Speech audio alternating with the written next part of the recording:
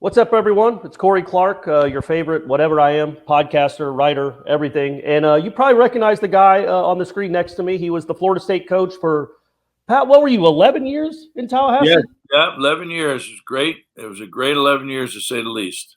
And I think people watching this would agree with you, especially that middle part, man. That was a lot of fun. That team was a lot of fun to watch. We'll talk about that. But Pat Kennedy is going to be back in the Big Ben. Can you tell us about that job, Pat? I know you're going to be the AD and the basketball coach in Jefferson County, correct? Yeah, yes, absolutely. I'm rejoining Jackie Pons, who is the principal there. And Jackie was with me at Florida State when I first took the Florida State job. Jackie was on then Joe Williams, God rest his soul's coaching staff. And I kept Jackie on to run our camps. And he had a business plan and explained to me what he thought he could do with the camp. And we went from 200 campers to 1,600 campers in about 3 summers. And Jackie set the standard for college on-campus summer basketball camps. And just always impressed with his work ethic, his caring about young people, his administrative skills, ability to execute. So he and I have stayed in touch over the years, and he told me he was taking over a kind of a new high school, going from a charter back to the public school realm. And we talked about any opportunities there. And when the idea of the athletic director as well as basketball coach came along, I said, man, this would be great for me. So we started chit-chatting, and it worked out, and here we are.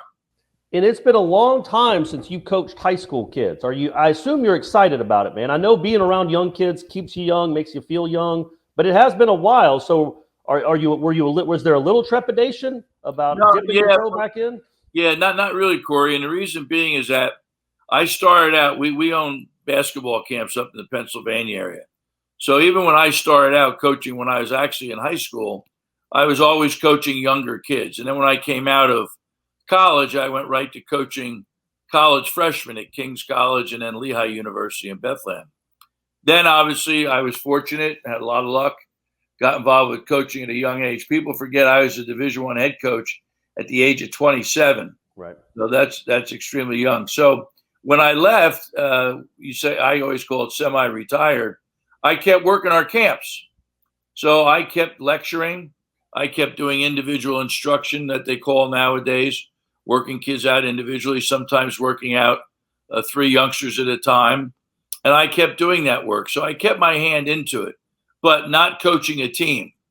And those are 2 things I really miss, coaching a team and being on a team. You know, a coach, the thing I loved about Florida State when I was there is I thought we had an unbelievable team within the athletics department. You had Bobby Bowden, Mike Martin, myself. There's just a bunch of Marinell Metters, or a bunch of great coaches at FSU then, and a great team. Everyone got along so well. So that part of it I missed. I did some scouting along the way. So when the option came up to get back in, be the AD, and help develop some of the programs, obviously they're going to need help to develop the programs. I thought it was a great challenge and very exciting. And I'm sure you missed the competition too, right? Just being a competitor. I mean, you've won 500 absolutely. Games. I mean, you must miss the competition of it. Yeah, I can't wait to beat Charlie Ward. That's what I'm looking forward to. So he's a Florida High, right? Yeah, absolutely. Yeah. Get him on the schedule. He won the state championship last year. So well, maybe wait a year or 2, then get him on the schedule. Yeah, right. But I wanted to ask you about that, about Charlie Ward, because well, number one, he's one of your most famous pupils. I mean, he played with you for, I guess, all 4 years. He played as a freshman. I know he hit the big shot against Louisville to help you win the Metro tournament the last year in the Metro. But I didn't realize, I'll be honest with you, and I grew up a big Florida State fan. I went to a lot of basketball games. I didn't see him as an NBA player. I thought he was a pretty good basketball player, but he was so electric in football. Were you surprised at all about the success he had in basketball? Because he really, Pat, he was your 4th option, at least on that team, maybe 5th. Maybe you go to Dobard before you go to him. But he had such a long, really good career in the NBA. Yeah, Charlie was such an interesting study. I used to talk with Ernie Grunfeld, who was the individual with the New York Knicks at the time, who was the general manager and president. And Ernie and I would talk about what makes a great basketball player forget what level. It could be high school, college, pros. And we talked about the word instincts. How do people know how to make the right pass at the right time? How do people know how to get a deflection at the right time? When do people hit their jump shots? When it matters or when it doesn't matter? Right. What are the instincts of a player? And he told me, as I totally agree with him, because I was telling NBA scouts that Charlie was uncanny. And after we beat Carolina at Carolina, Dean Smith, when we were all congratulating each other, he grabbed Charlie Ward. He said, "Son, I know you play football, but you are a great basketball player." I'll never forget Coach Smith saying that to Charlie. He went out of his way to do that. And I'll never forget always talking to Mike Krzyzewski. And he used to shake his head. He said the one guy that drove Bobby Hurley nuts was Charlie Ward, because he was a great defensive player, not a good one. And yet Charlie was not a fundamentally sound defensive player. He'd leave his guy and go disrupt the play. And now I wouldn't let a lot of guys do that because they wouldn't really understand what they're doing or why they're doing it.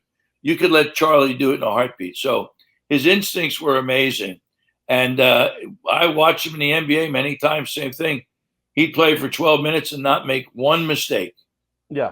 And I'd say, you know what, if you had 5 guys out there that did that, how good would your team be? So he sustained that within the NBA. And you all know the story that he just didn't get drafted where he wanted to in the NFL.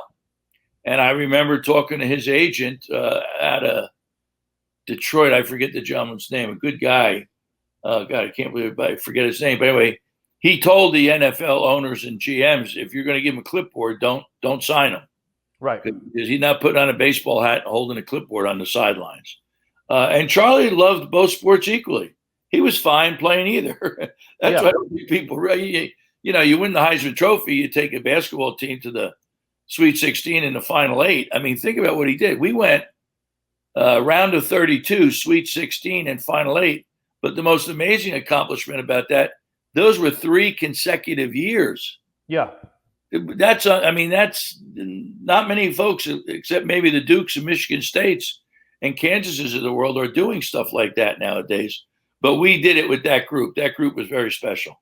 And speaking of that group, again, a lot of people watching this, those were their glory years, man. They came up on that team, or they've read about that team or watched videos of that team if they're a little younger than us. But I wanted to talk about a couple guys. Well, all of them really. But my dad grew up in Scranton, Pennsylvania. Oh, sure. And so when he found out you had gotten a kid from that area, Wilkes-Barre, I guess, is where Bob Sura was from. Correct. But that story, because he's like, what? He just kind of showed up. He wasn't a big recruit, I don't think. No. Nobody really knew about him. It wasn't like he was in all the magazines, or back then there were magazines. He just showed up one day, and I remember going to it's a game you guys lost. It was in Atlanta. It was like one of those challenge games early in the season. And that was the first time, and I was like a 14 or 15-year-old kid. That's the first time I saw Bob Sura, and I'm like, what is this? Who is this? Where did he come from? And my dad got really excited because he was from Wilkes-Barre, which is where my dad grew up. How did that recruitment happen? I know you told that story a bunch, but it's all-timer. It's kind of a fun story. So I played at King's College in Wilkes-Barre, which is where Bobby's from. Yeah. So a lot of my graduate and classmates over the course of time became principals and lawyers and doctors in that town of Wilkes-Barre, which is connected to Scranton. Right. And my college coach was still in Wilkes-Barre, and he called me one day and he said, "Pat, you got to come to Wilkes-Barre and see this kid Bobby Sura play." So I said, "Okay, coach, well, let me check it out." And we did, and he didn't have hardly any rankings. He wasn't ranked to where you would think he was a major Division I player at all. If anything, maybe a low Division I. So I sent one of my assistants up. I won't say who he is, because if he sees this, he'd be upset. Okay. But he came back to me and says, "Coach, he can't play at all."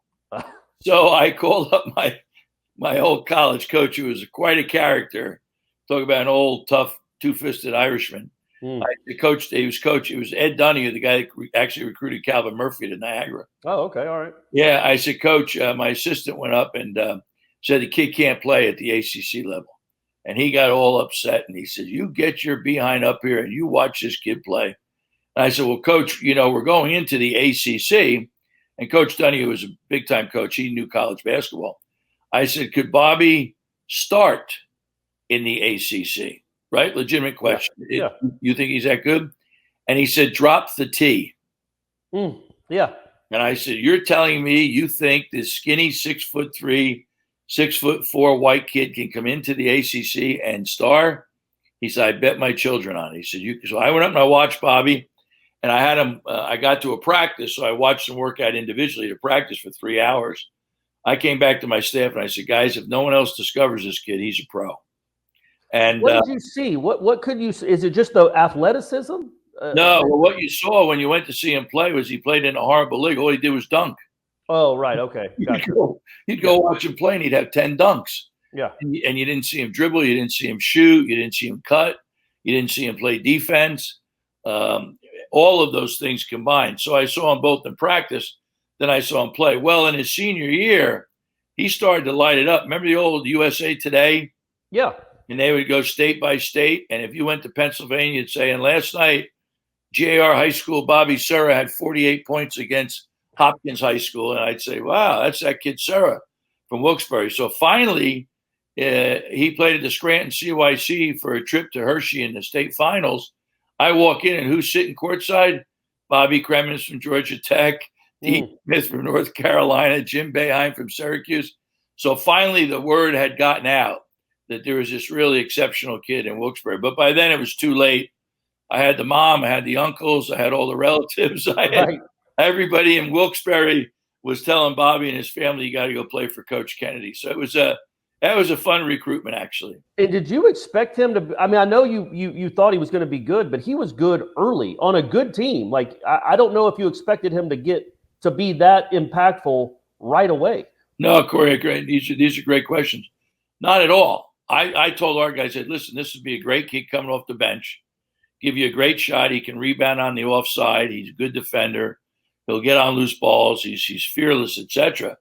And you got to go back and study Bobby's career. He was Rookie of the Year in the ACC. Yeah.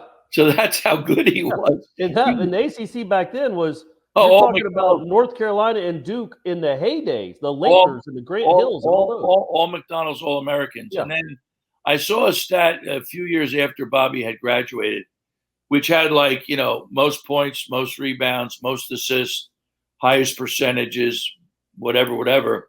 And they listed the 5 players that had accomplished that within the ACC.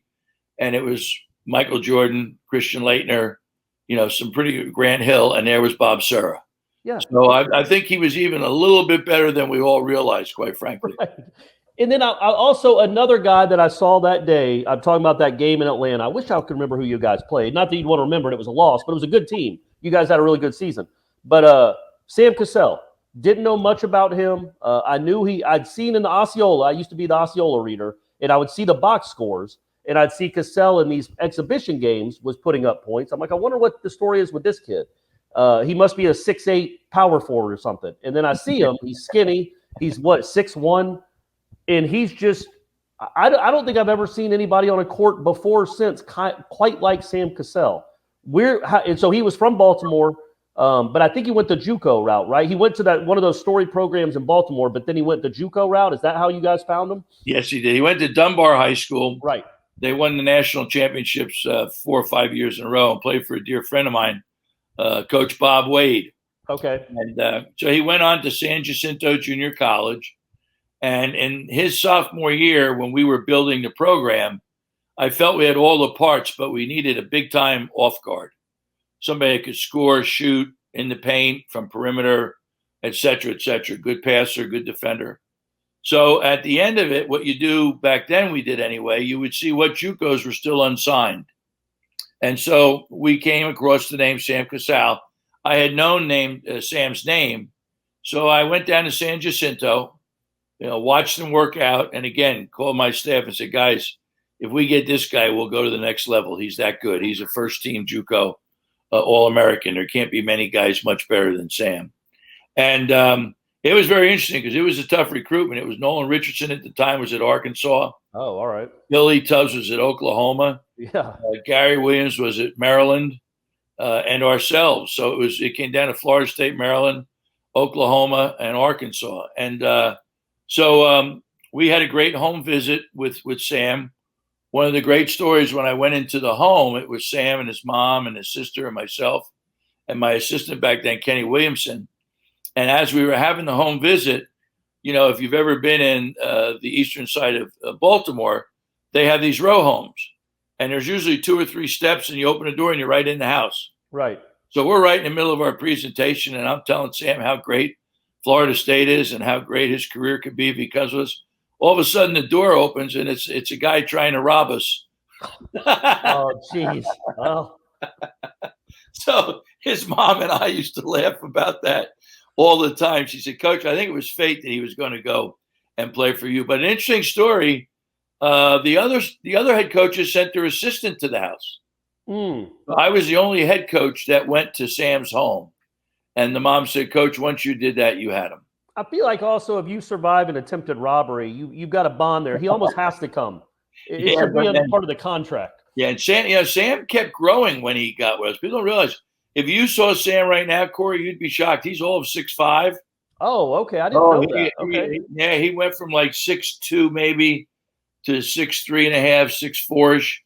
And now he's all of 6'5" and clearly deserves to be a head coach in the NBA. Nobody loves the game more, lives the game more, and understands it better than Sam.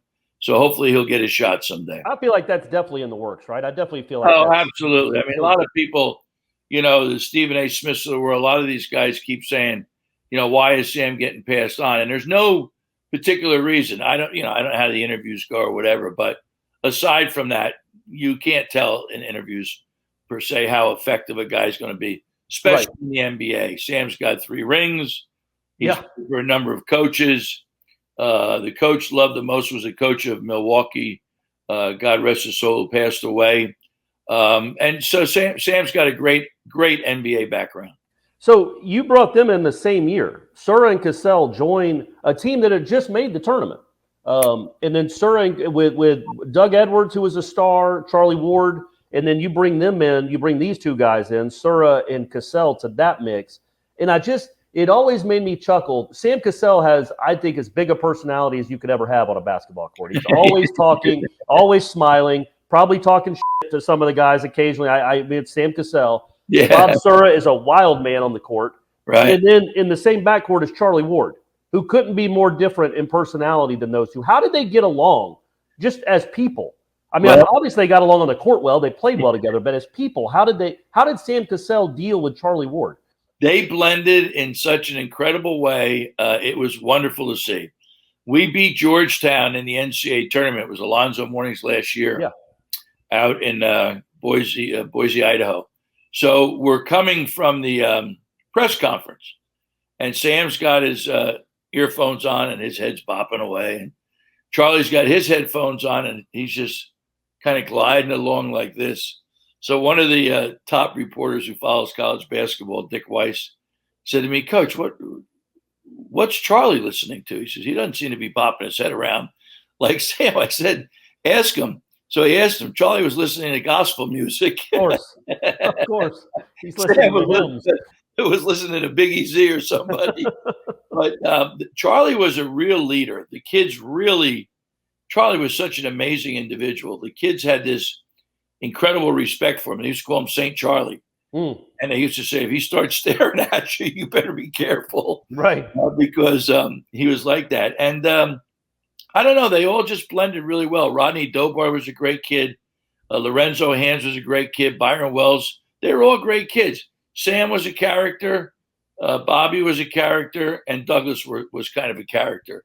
But when you blended them in with Rodney and Byron and Lorenzo and those guys, they really became just an unbelievable group. And boy, they would take a scouting report and eat it up. They would play to win every second they were on the court. And they believed in what we were doing. I mean, they were a fun group to coach because I did a lot of the scouting along with my assistants, Tom Carlson, and who was a great basketball mind himself, et cetera. And then, it's good when the head coach implements it. Right. And you guys, here's how we're playing this and here's how we're playing that. It puts a little bit more pressure on them not to screw up if we're going to switch this, if we're going to double team the low post, whatever it is you're doing. So I really enjoyed coaching those guys because they really responded. And I think, I know Chuck Graham got hurt before one of those seasons. Oh, I forgot Chuck. My gosh, how could you forget that? But he would have been, I think that was one of those seasons you went to the Sweet 16, and he was such a he would have been such an important piece for that team off the bench, because the one thing, you had 4 first-round picks and Rodney Dobard, but not a ton of depth. And Chuck Graham would have given you probably, I don't know, 20 minutes, 20. I mean, he was really good. And I always regret you guys being matched up with Kentucky that one year, because I think if you're in any other regional, playing against any other system, and Douglas Edwards doesn't get into foul trouble, you're probably going to the Final Four as well as you guys were playing, in my opinion. Yeah, no, and I'm not to sound cocky, but I thought we could have won a national championship. Yeah. Chucky Graham came off the bench once and got 26 points against North Carolina. Right. You know how hard that is? I mean, yeah. We had Andre Reed, who, although Andre would get in foul trouble and sometimes not do the brightest things, but he was all of 7 foot, and he was built like a pro. Yeah. From day one, and he could really fill up the middle. You couldn't move Andre Reed, and he could block shots. He could make free throws, and he could defend. When we beat Carolina, we just put him on the baseline and said, Andre, whenever anybody penetrates, you just get to the rim. The old penetrate, throw it up, let a big guy go get it. And he must have had 5 dunks against Carolina. Right. So if Chucky Graham and Andre Reed were healthy, I think we still had a good shot at beating Kentucky. But that, people forget all the players. That was Travis Ford, Jamel Mashburn. That was a heck of a Kentucky team. What I remember, Pat, most is like they destroyed everyone in the tournament until the Final Four, until they got to you guys. I think they beat Wake by 50. I don't know what it was. It was nuts, and that was Randolph Childress Wake, I think. But maybe it was Rodney Rogers. I don't remember. But what your plan was, because they pressed, they was such an aggressive press. You're like, well, I've got the best quarterback in the country for an inbounds pass, and I've got a kid that could be an NFL wide receiver probably if he wanted to, and Bobby Sura. I'm going to have my quarterback just throw baseball passes the length of the court for dunks. And he must have done that 5 times to start the game. I thought that was a brilliant – I mean, that was something you came up with, because you didn't see – not many teams pressed Florida State. And for you to come up with that and get 10 or 12 free points just from Charlie Ward's arm and Bob Sura's athletic ability. Yeah, and the way we did that, Corey, a lot of times against a pressing defense, you'll up screen to free the inbounder to get the first pass in. Well, we inverted that. And we had our guards screen up for the bigs and then take off. Right.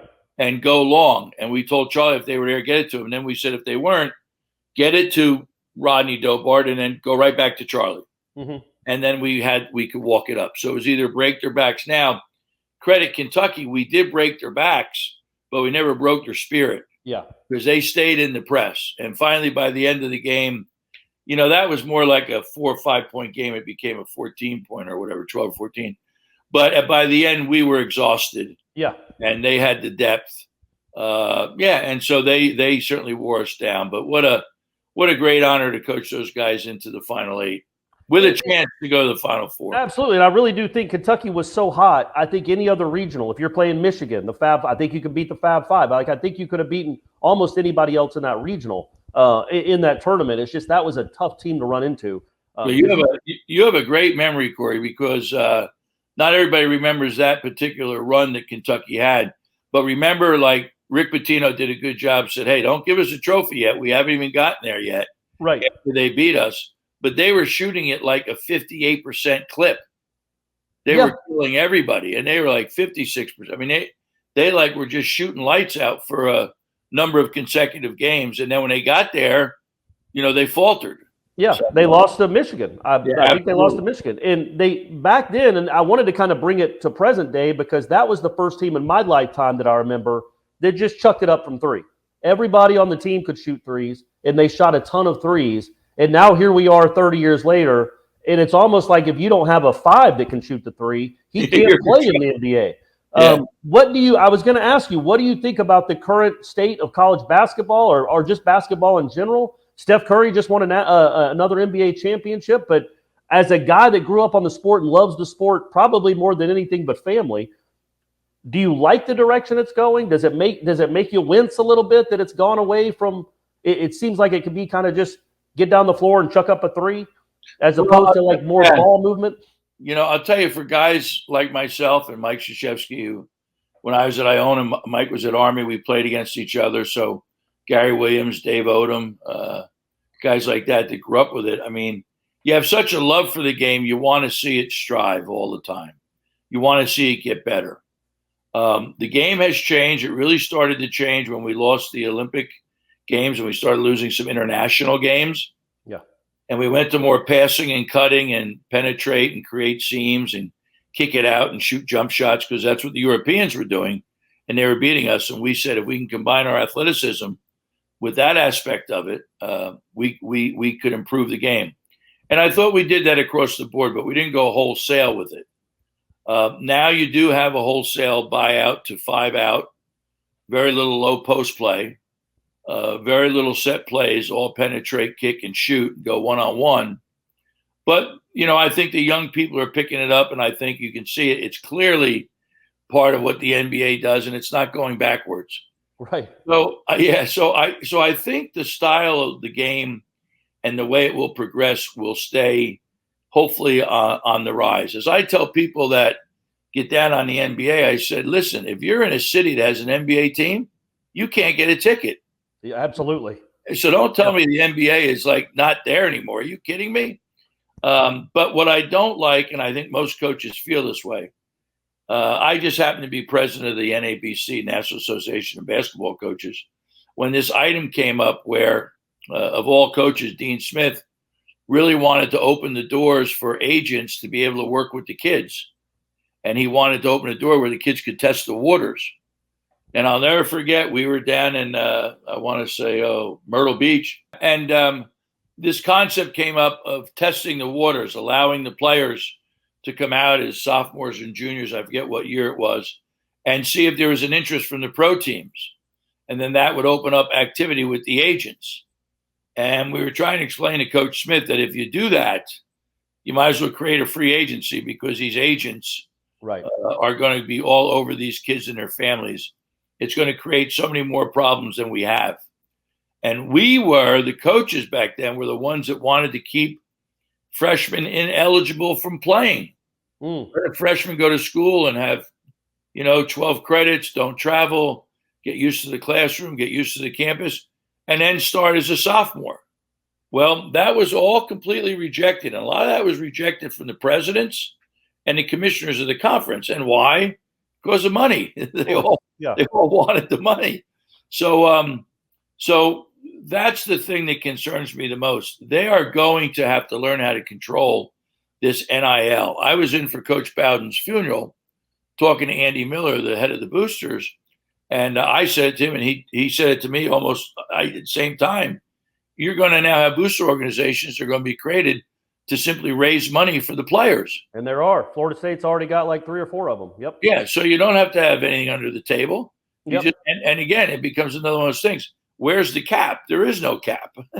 Yeah, no, it's dangerous. Not dangerous. It's just there's no policing it right now. There's no regulations. And I don't know if you saw it, but the Ohio State football coach came out last week and said that he thought he needed in the neighborhood of $13 million just for the kids on his roster to stay. The kids that are already at Ohio State, to pay them to stay. So it's a completely different game. But what I wanted to ask you was, going back to the way the game has changed, my son is 13. He's about to turn 14. He plays rec ball. He's not anything special. He's a good shooter, but man, all they do in those games, Pat, are shoot threes. And I'm talking about 12 and 13-year-olds, man. So if they make one a quarter, everybody goes nuts. It is brick after brick after brick in those games. They shoot so many threes. It'll be a 2-on-1, and the 13-year-old, instead of going for the layup, will peel out to the corner so he can go miss a three. And I guess I was going to ask you, now that you're going to be working with young people here near Tallahassee, who've probably grown up with this game, do you have to adapt your style? It's not like you didn't like the three. You had good, but you want good shooters shooting the three. We're pretty good at the three ball, yeah. But you want good shooters shooting it, not everybody. So I guess, have you thought about that, like how these kids have grown up and how you're going to coach the younger kids that have grown up watching Steph take 18 threes in a game? Yeah, I think the biggest thing is to teach them the fundamentals and the purpose for the fundamentals, whether it's dribble, pass, shoot, team play, setting screens, moving, cutting, but also put a premium on taking good shot selections. And as a coach, you have to figure out a way to control it, whether you have a system hey, guys, we're not going to take more than 12 threes a game, and you have somebody chart that, if you have a timeout, you've already taken 6, then you guys say to your guys, hey, our system is what? We got to get to the basket. We got to go inside. So I think you've got to do it through coaching, but first fundamentals and some form of a system where it makes sense for them. They can say, yeah, coach is right. That makes sense. So, yeah, it'll be a new adjustment for me, but I'm really looking forward to it. I think we can, and I'm looking forward to work on systems too as well. To take a look, my son is the assistant coach at Holy Cross College up in Boston, and he sees a lot of high school and prep school basketball. So I've already started chit-chat with him about some X's and O's. Oh, there you go. So we'll see what we can come up with. And I was going to ask you real quick before we let you go, how often have you been able to come back and watch Leonard's teams play? What do you think of Leonard's teams play? And then now that you'll be living near or in Tallahassee again, do you plan on coming back a lot? Because I think, man, those teams really are beloved. For the people that remember them, and you're looking at one, those teams that you had, and not just that 2-year run, but the George McLeods and Tony Dawson and people like that. People remember those teams, and I think you're obviously very welcome there, and they love what you did in that building. So are you planning on being back every now and again? Absolutely. No, I plan on being there every time they suit up. I would love to be there cheering them on. I told somebody the other day, I watch every single Florida State football game. If I couldn't see it on TV, I'd listen to Gene Deckerhoff. I don't think I've missed one in probably the 25 years I've been away. Oh, okay. Good. I love FSU football. I've seen a ton of Leonard's teams. I wasn't real high on Steve Robinson. I didn't think he had the toughness to take over a program like that and recruit and win on that level. I told a lot of the boosters I was very excited when they hired Leonard. I said, he's perfect for the job. He can recruit. He knows the Southeast. He's a hard-minded defensive and rebounding coach, probably more so than I was. I was a little more on the offensive side.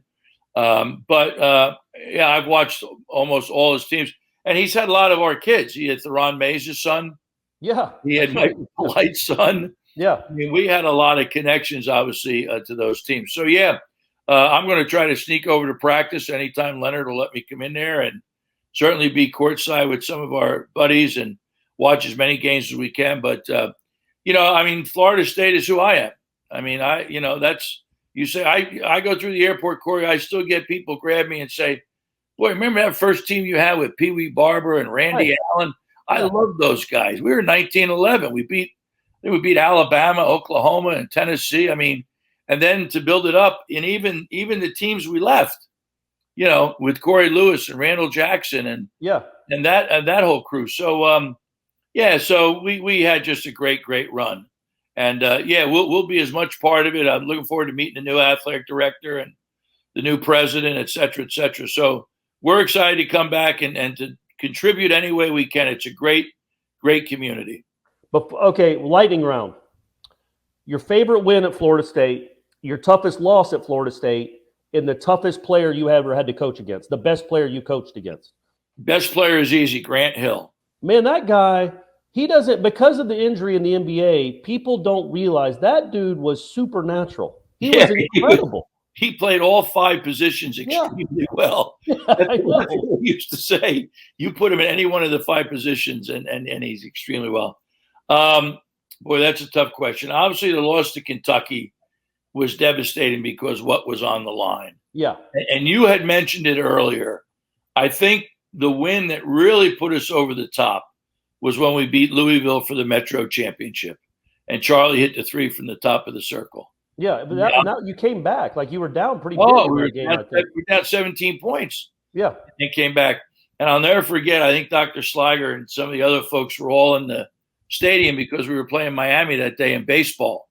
And when Charlie hit the 3, they said the stadium erupted, and everybody was wondering what people were yelling and cheering about, and it was Charlie's 3. But to beat Louisville back then with Denny Crum and to win that tournament, the Metro tournament, that was certainly a big jewel in our hat. So those are 2, but God, there's so many, Corey. You can't remember all of them. There's a lot of them, man. I would say the toughest loss for me as a young kid was Everett Sullivan, the Louisville game on the buzzer beat. Sorry, I didn't mean to bring up a bad memory for you, Coach. That's my fault. I have watched that so many times to try to figure out what we could have done. And I've seen Everett on the road a lot. He became a college assistant and a junior college coach.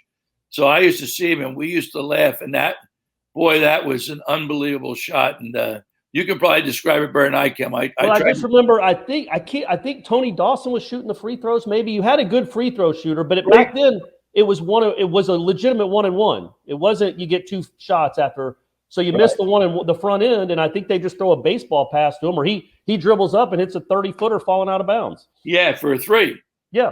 We were up a deuce. Yeah. Tony had a 1-and-1. He was a great foul shooter. Yeah. He was like an 80%er. We miss it. Whoever got it was a long rebound. He took like 2 or 3 dribbles, and then he passed it up the sideline to Everett, who was in this way deep in the corner. And he let it go right at the buzzer. And it was that was a toughie. And then I always remember Elliot Perry from those Memphis State teams. That guy was a freak too with the goggles. Nobody could stay in front of him. But my favorite all-time win for you guys was the Byron Wells in the corner against. Oh, absolutely. He still comes to the games a lot.